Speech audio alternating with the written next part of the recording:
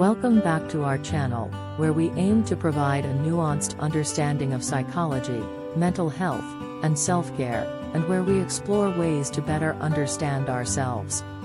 If you're returning, it's great to have you back, and if you're new, we're glad you've joined us. Today, we're navigating the labyrinth of a phenomenon that's as baffling as it is pervasive: self-sabotage. It's an issue that quietly slips into many aspects of our lives, often without us even realizing it. Part 1: Unpacking self-sabotage. Let's begin by defining self-sabotage. Essentially, it involves behaviors or thought patterns that keep us away from what we desire most in life. It's when we're on the brink of a breakthrough, and then something within us pushes us 2 steps back.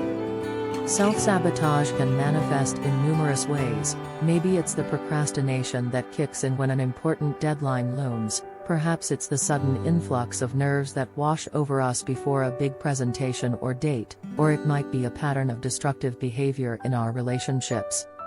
Part 2: Digging deeper, the psychology behind self-sabotage. Understanding why we engage in self-sabotage involves digging a little deeper. Often, it's tied to issues of self-esteem and worthiness. The fear of failure and the fear of success are 2 significant driving factors. Paradoxical as it may seem, the fear of success can lead to self-sabotage as well. Sometimes, it's easier to intentionally fail than to succeed and live in fear of losing it all. Self-sabotage can also be a form of control. When we fear the unknown, we might prefer to be the agent of our downfall, rather than leave it up to unpredictable circumstances. Part 3: Charting the course, overcoming self-sabotage. The good news is that we're not locked into a cycle of self-sabotage. Here are some steps that can help us overcome this barrier. 1. Awareness. This is the foundation upon which change is built.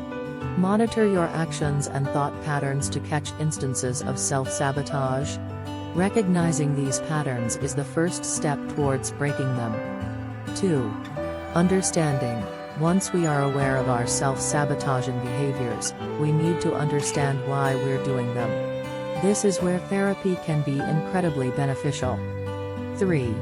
Replacing negative patterns. When we have understood our patterns, we can work on replacing them with more constructive behavior. This step often involves setting small, achievable goals and celebrating when we meet them. 4.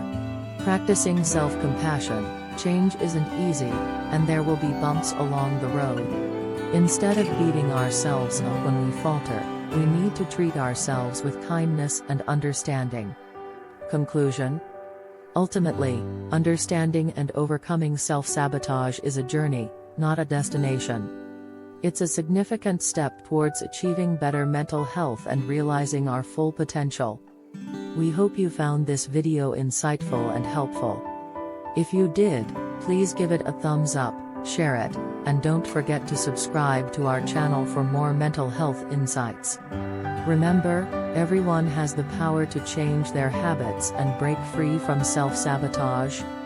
We're all works in progress, and every step, no matter how small, brings us closer to our goals. Thank you for joining us on this journey, your journey, towards better mental health and understanding. Feel free to share your thoughts and experiences with self-sabotage in the comments below. Let's foster a community where we learn from each other's journeys and experiences. Until next time, stay strong, stay aware, and remember, it's okay to be a work in progress. Take care, and keep nurturing your mental well-being. See you in the next video.